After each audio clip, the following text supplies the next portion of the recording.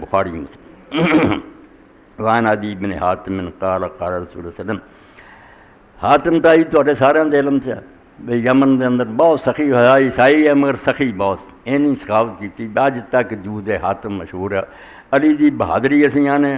حاتم دی سخاوت آنے تو عدی بن حاتم جس میں نبی علیہ السلام دے لشکر جڑے اگے تو اگے بڑھتے گئے تھے علاقے فتح ہوندے گئے انہیں یہ کیا بھی میں اس نبی دے متھے نہیں لگنا، دین تو کیویں دنیا دور رہی، رب نے جنہوں دی قسم دا چیز انہوں نے لیندا، ورنہ کوشش یہی ہوئی بھی پرا رکھو لوگاں ارادہ کر لیا بھی اگر حضور یمن کی طرف آئے میرے قلعے کی طرف تو میں شام نو دوڑ جانا، یہ متھے نہیں لگنا تو نہ اسلام قبول کرنا۔ اسی طرح ہوئے میں سامان اپنا لے کے شام نو نکل گیا، بہن جڑی سی وہ گرفتار ہو گئی، نبی علیہ السلام دے پیش آئی حضور نے دیکھا سر تے چادر نہیں سی، ہوں تو اسی آپ ہی لاتی ساڑیاں تیاں پیروں نے،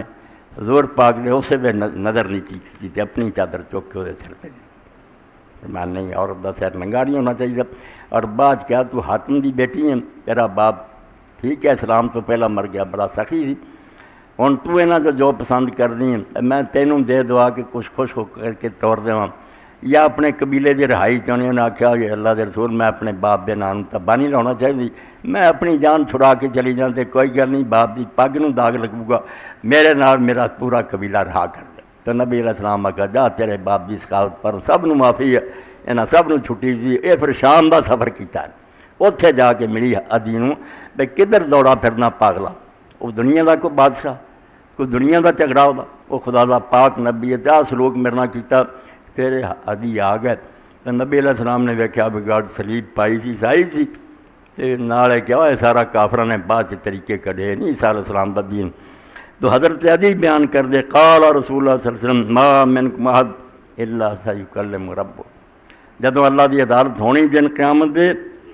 تو ہر ایک نہ رب نے کلام کرنا، نیک بس سارے جڑے کلے کلے نہ گل کرنی۔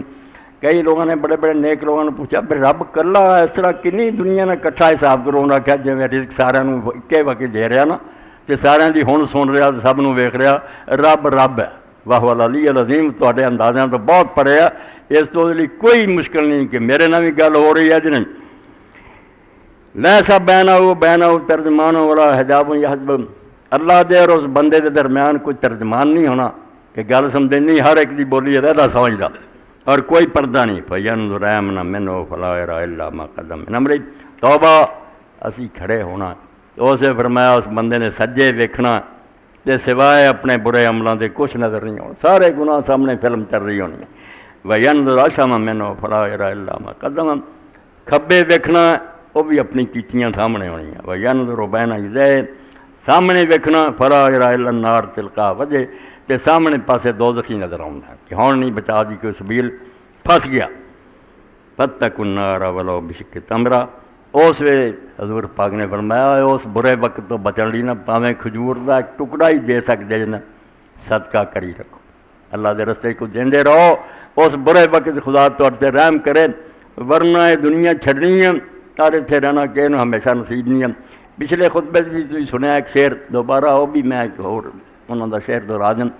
حضرت شیخ قطب الدین بختیار کاکی رحمۃ اللہ دہلی دفن حضرت خواجہ فرید الدین گن شکر دے مرشد سی، انہوں نے فارسی اشعار جناب کیا گردی شاہ ترکستان، وہ زمانے ترکستان جڑا سی سمجھو بہت سمجھی جائے وڈی حکومت سمجھی جاتی، گردی شاہ ترکستان، جے ترکستان دا بھی بادشاہ بن جائیں ترا صد کسر و صد بستان، تے سینکڑے تیرے محل اور باغ ہو جان، ود جائے تو گورستان بتاری کی تنہائی، تے وقت آنا تے محل کھڑے رہ جانے ہیں تے قبر دے تنگ جائے گڑے جنہاں دہرے تینوں لوگوں نے دفن کر کے آ جانا، انجام تے آئی ہونا۔ اس تو دا کوئی فکر کر، تو گردی شاہ ترکستان ترا صد قدر و صد بستان، ود جائے تو گورستان بتاری کی تنہائی، تو رسول اللہ نے دس کے بھی اس وچ تیرے اگے پیچھے اگ ہی اگ ہونی، ہونے مال جڑا کوئی اللہ دے رستے خرچ